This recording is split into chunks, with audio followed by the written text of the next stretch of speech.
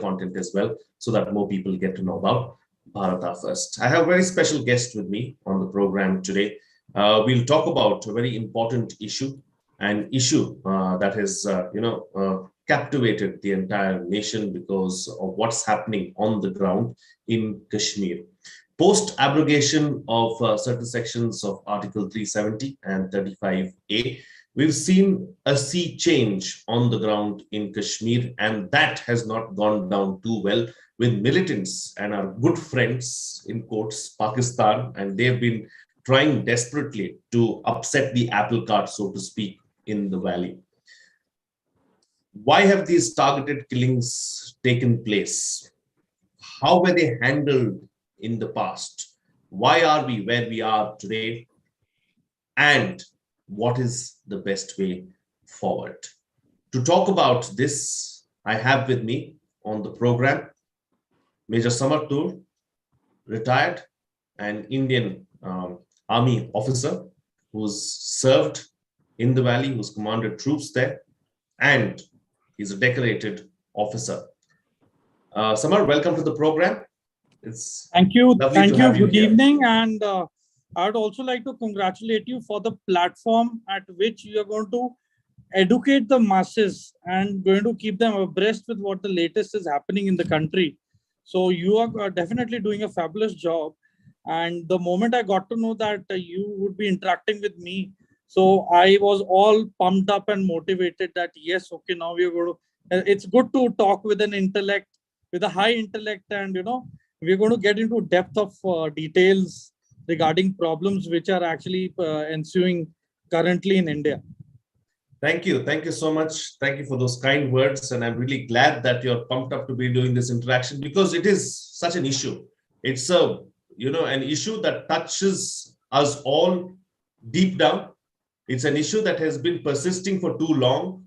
And it's an issue which has instigated people from across the border to take it up to lengths where they have stooped to such lengths that you can't even talk about it. Let's talk about what has been happening first. The targeted killings. We saw, a change take place on the ground in the valley post August 2019. But of late, this year alone, we've seen over 20, members of a particular community being targeted. What are your first thoughts on this? Why is it happening? To begin with, basically, see, this is sheer desperation on the part of the terrorists which have come in from across the border, from the enemy land. So the main modus operandi is that in Pakistan, the turmoil is so much that Imran Khan probably is the first prime minister who was voted in a no confidence motion and, was removed from power.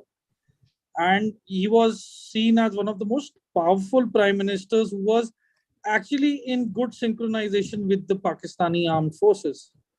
But, now the puppet government, which has been installed, so claimed by Imran Khan, that as a result, Pakistan is in utter chaos. I've been receiving these videos, of almost, looting in open public, in terms of petrol pumps, in terms of ration stores there, and cities like Karachi. And these are developed cities, and they are equivalent to the Mumbai city of India. So their open looting has started and everything. So things are basically have gone out of control for the Pakistani government at the moment. And Pakistan Army has no cognizance there after there's been a change in the regime of the government. So out of desperation now to get the focus away from the internal conflicts of Pakistan, they have now taken a diversionary tactic, which is equivalent to fear psychosis. It is like to instill utter fear into the society by doing targeted killings. And these are the targeted killings of influential people who are a role model to the youth of Kashmir for a positive way ahead. Right from school teachers to honest and upright policemen, to upright and very benevolent businessmen who are shopkeepers, and now they've come down to killing even migrant workers and laborers. So they've stooped to such a level that their utter desperation for vengeance of Bangladesh is now becoming very impractical. They're like, marta kya nahi karta. So they've come down to that stage where there is no point of return, and now they have come down to targeting the public of which they were seeking support since the JKLF days. तो जिनका ये support ले रहे थे आज की तारीख में ये उन्हीं को ही मार रहे हैं जी बिल्कुल. and you know the Kashmiri youth and the Kashmiri public is now, you know, it's the internet age, you know, now it's the drone age rather, you know, the new era has started, and it's a era of artificial intelligence. Internet तो फिर भी मैं कहता हूँ पीछे phase out हो चुका है. Now it is the artificial intelligence. They're going to be flying cars in the future. They're not going to be taxis on the road. They're going to be flying boats, you know, from the seas to another location. They're going to be amphibious. They're going to be underwater cities. I mean, the concept of mankind is so enormous that whatever concept that we've thought of till date has always, you know, till date come true. So, you know, the Kashmiri youth is definitely abreast with what is happening. And the reason, you know, I equate these attacks, the targeted killings, are lone wolf attacks. You know, that's what I wanted to come to. You know, Samar, what has changed now is the modus operandi at the end of the day, because earlier we saw hardened terrorists, you know, carry out these attacks, go after the armed forces, and it was a different kind of warfare they were carrying out. Right now, these are lone wolf attacks, and many of these attacks we've seen, they do not have a past really, you know, without people, without a record going there and, you know, killing, targeted killings being carried out in cold blood. This is something that we have witnessed of late. How do you think we should tackle this? See, as far as I would suggest, you know, India follow the Israeli model. What Israel does is, see, Israel recruits officers and soldiers even from the Arab land. They have Muslims also serving into the IDF, and they have the Jews also serving into the IDF.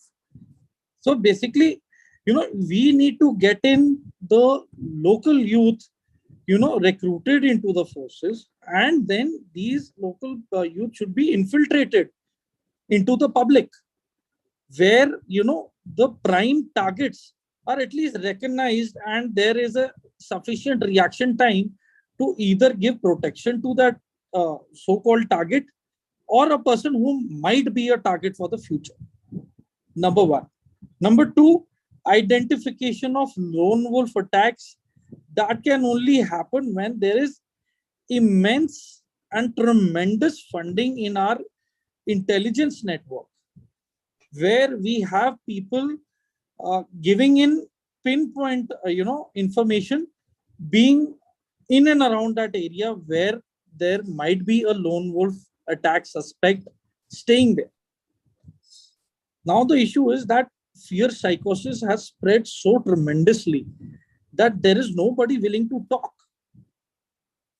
And you know, unfortunately, with few comments regarding a particular sect in the recent few days, has also added fuel to fire.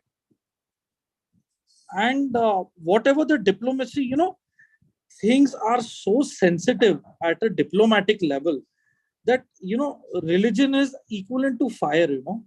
You cannot take things for granted when you are passing any comment in terms of religion.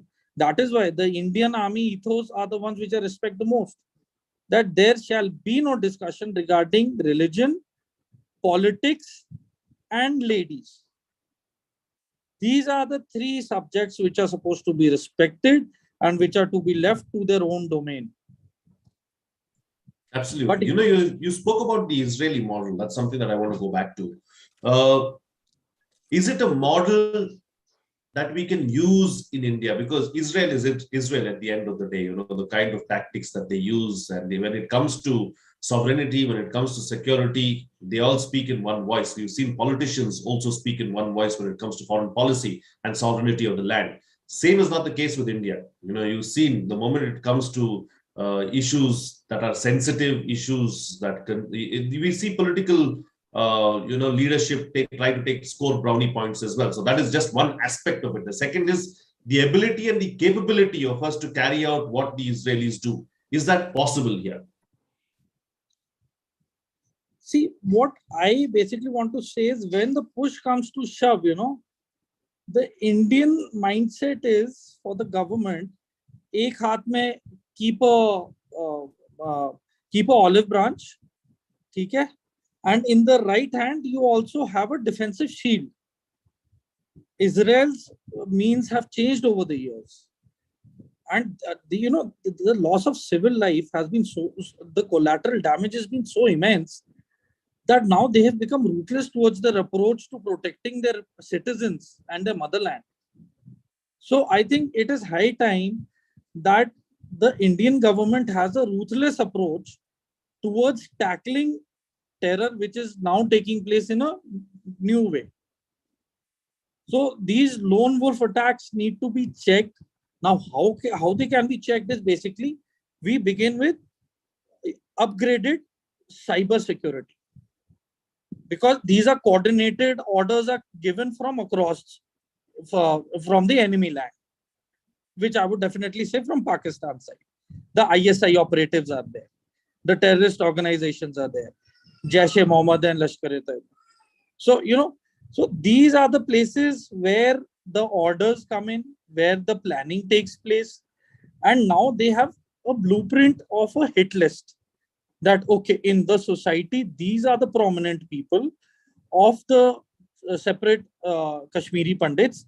So let us start targeting them, because once we start targeting them, the government is going to get very pressed. So the thing is, government now needs to protect the Kashmiri Pandits. How? By first colonizing them and shifting them, or relocating them to safe zones, safe areas with a multi-tier of security zone around them.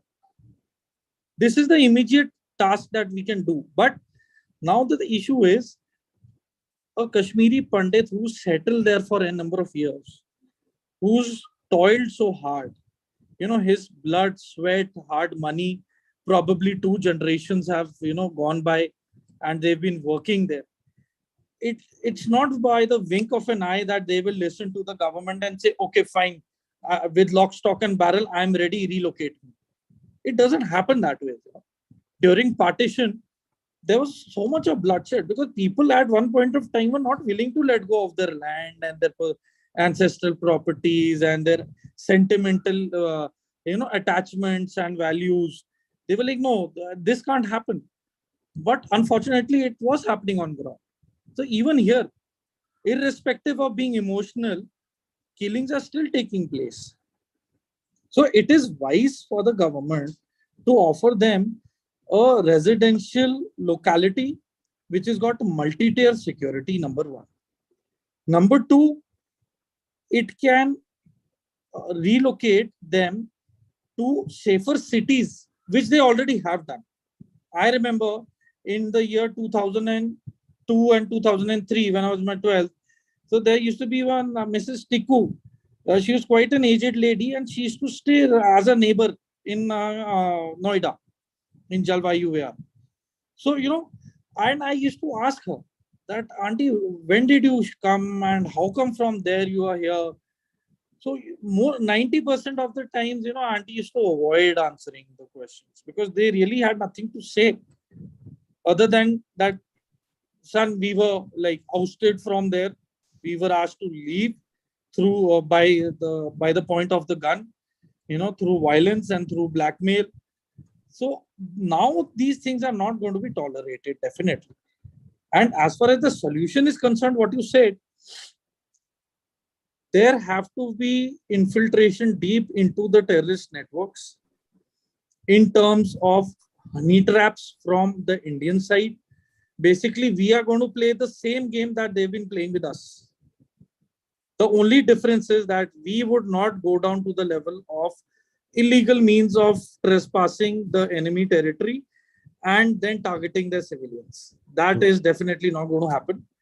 But yes, infiltrating into the terrorist networks, making them more insecure. Okay. And moreover, the one very common statement is, yaar, public support hoga to hi ho raha. But tell me one thing, if a man enters your house with a pistol in his hand and you are living a happy life for the past 45, 50 years, being a Muslim, and you say, yeah, I don't want trouble, you please leave. He says, I'll kill your family and then I'll leave. Or you let me stay here. I have to plan an attack and I proceed. So where does the local Kashmiri also go? Right. So I don't see any religious angle in this. Right. No, since we're here then, Samar, let's talk about this aspect as well.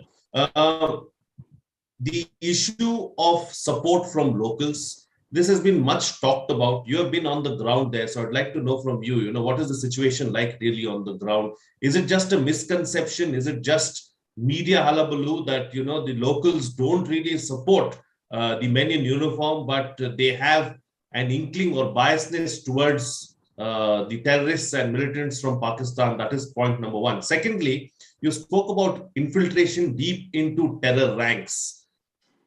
How easy or difficult is it because of this lack of support from the locals?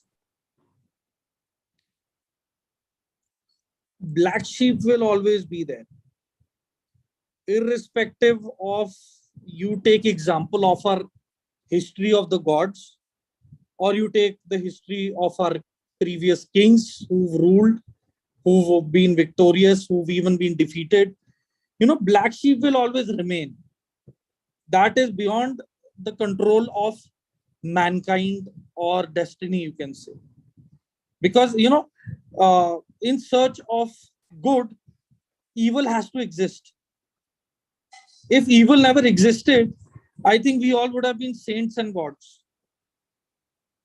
So we must understand and we must look into the practical aspect that there will be a mindset of youth who will be disgruntled. There will be particular individuals who've been literally brainwashed, because here we are talking about a full generation of youth, the Kashmiri youth, who've been brainwashed since the 1990s, early 1990s. So these are now the people who are almost 30 to 35 years of age today as we talk. And probably they have their children also growing up now, who must be 5 to 10 years of age. So it is the second generation now which is coming up. So we have had black sheep from the first generation tremendously, because there was lack of media, there was lack of awareness. There used to be terrorists welcomed openly in the villages in early 80s and early 90s. And nobody knew about it. Even if somebody knew about it, government's hands were tied at the back, because resources were very limited, manpower was very limited, your intelligence infrastructure was not so upgraded because of the economical constraints. So over the years, now the main solution that we are looking for is, how do we stop this menace? Firstly, we must make a brigade ready for social media.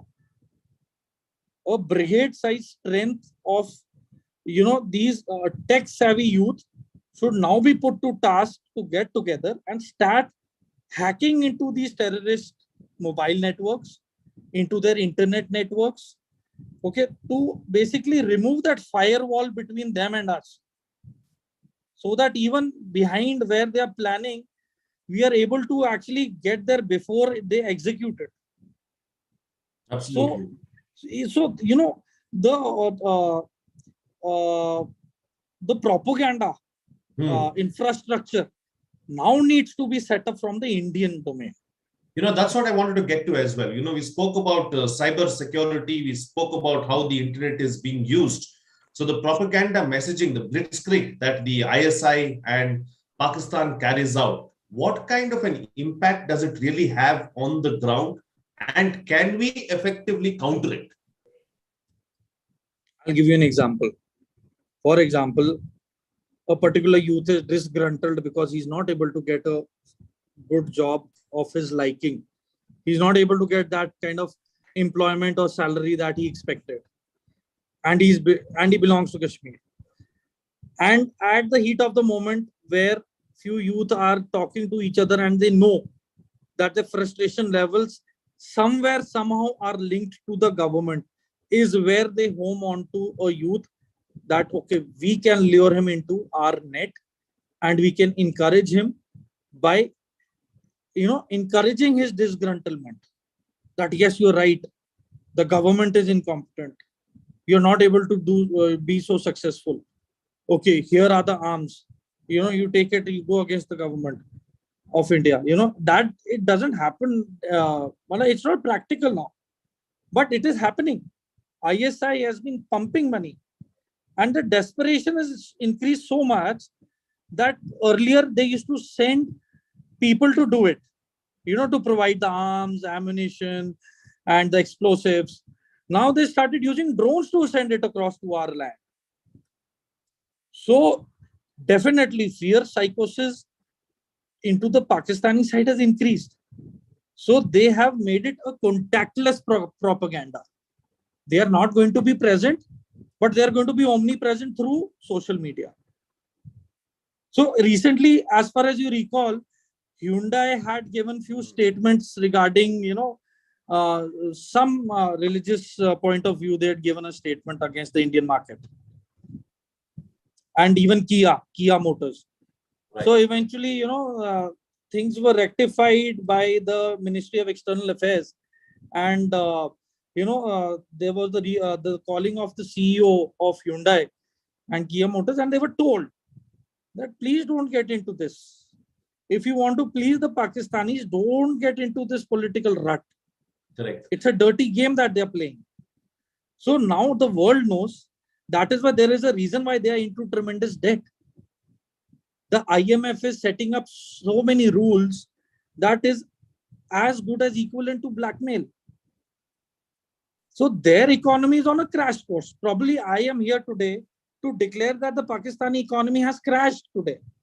And there is open looting happening in terms of fuel and in terms of ration on the streets. I have received videos. And they're prominent videos, Youngsters who are unemployed are encouraging their own friends. Okay, if you're looting, get some for me also.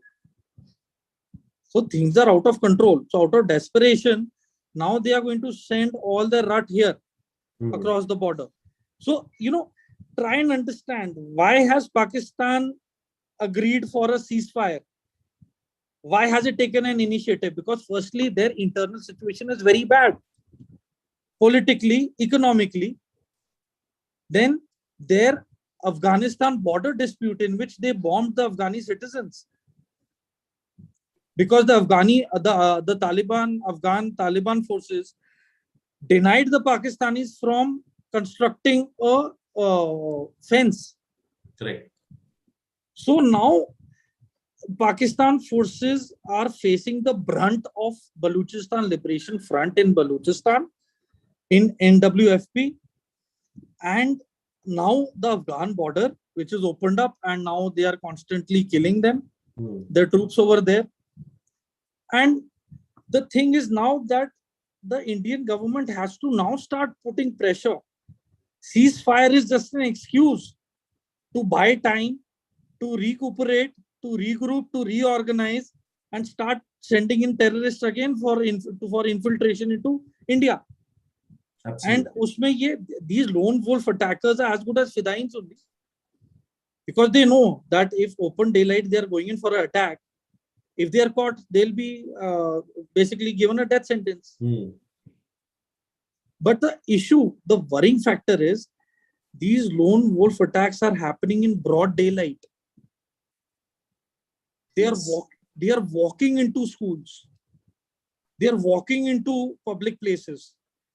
So what my emphasis to the Indian government is to beef up security of all the markets, to identify vital areas, vital points and personalities of the Kashmiri Pandit society, as well as the Muslims there who are very prominent and doing well for themselves and for the society, to provide them protection, both to Kashmiri Pandit and to the Kashmiri Muslims there.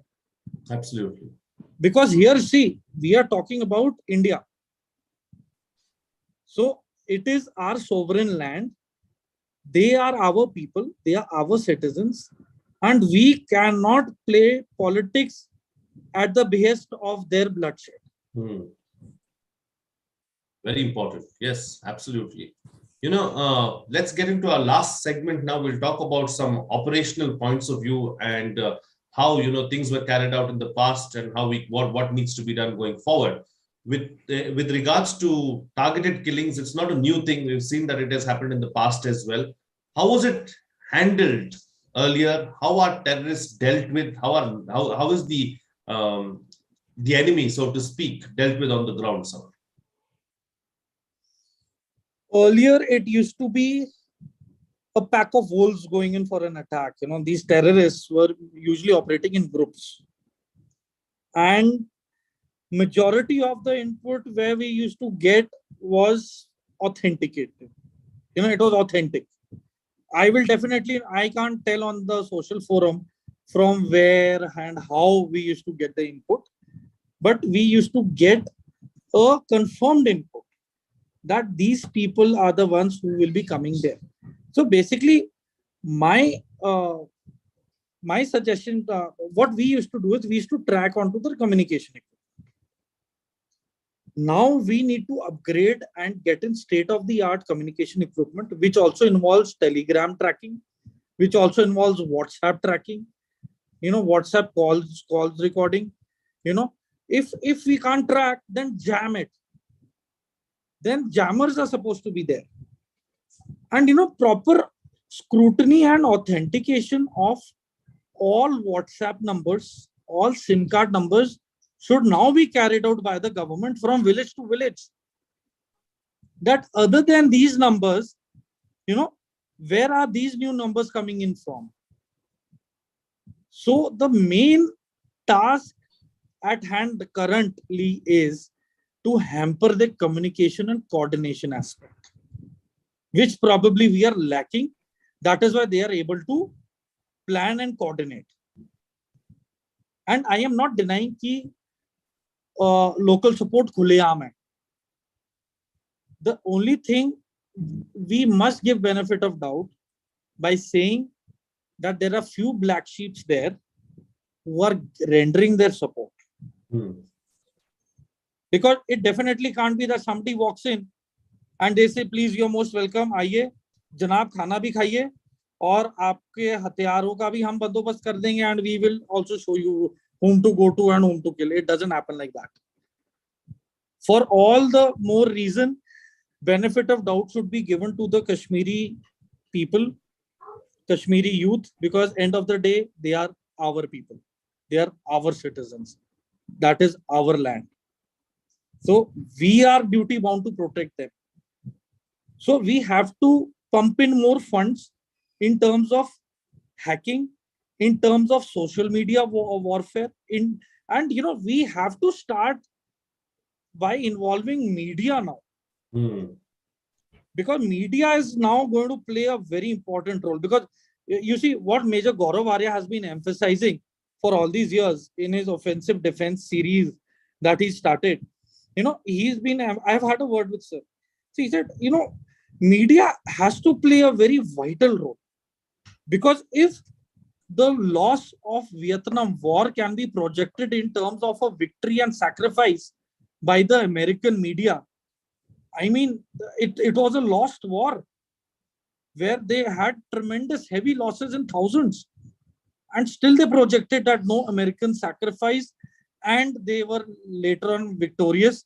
And they projected, look at the media, We Were Soldiers is a movie that they had actually projected tremendously. in which they showed that, Mel Gibson, despite losing, so many men, he came back with a handful of men and they were like seen as heroes. But here, now is the time where social media has to play aggressive role. You have to get a team ready, which is going to go in a blitzkrieg mode. They're going to propagate into the Pakistani youth, into the Pakistani public. And, we need to show Pakistan that you are a finished state because of corruption by your politicians, by your army generals, and all the atrocities being carried out by your troops. And those troops are actually awarded by giving more land. So you are giving in the country's assets. You're giving it that you're distributing land. You're giving them high salary packages on every promotion. Right. And the whole border area belt is almost owned by all military personnel there of Pakistan. So it is basically they've already created a social divide amongst the Pakistanis. So it is we should be duty bound to now start our way of jihad or our way of fight from India, and we should now take it into Pakistan that if you are going to give it to us in this way, then we are going to give it to you in the same coin but on a different side. Absolutely. And before I let you go, Samar, one question, we were talking about the infiltration from the other side, from the Pakistani side, sending in, drones, sending in human capital as well. That hasn't stopped too. How have things changed over the years? Do you think that it is far more difficult now for the Pakistanis to send people in? One statement that I would definitely like to give is the more India tries to take better initiatives of friendship towards Pakistan, at that very junction and moment, Pakistan has always taken advantage of and has resulted in fueling fire and then creating chaos. Now, the chaos in Punjab, an RPG being fired at the intelligence office in Mohali, I mean, it is a big deal because I have not seen RPGs being fired in J&K for a number of years. And here in Punjab, you have a RPG being fired here. So right from the border belt, from Hussainiwala side, where you take it at Jalalabad side, Faridkot, Firozpur, Fazilka, that full belt, they have been now using drones extensively to push in drugs, to push in weapons, country-made pistols and ammunition. And they've been constantly sending in plastic explosives through drones without being detected. And these drones have literally flown almost 10 to 12 kilometers inside till their batteries get exhausted and they fall down. So we need to now start placing in state-of-the-art equipment. We need to start now putting in jammers at the full line of our borders, international borders. And state-of-the-art thermal equipment should be placed, jammers should be placed, so that at least their electronic devices are not able to enter inside. And even if they do, they are jammed and they, after loss of signal, they fall immediately after loss of signal.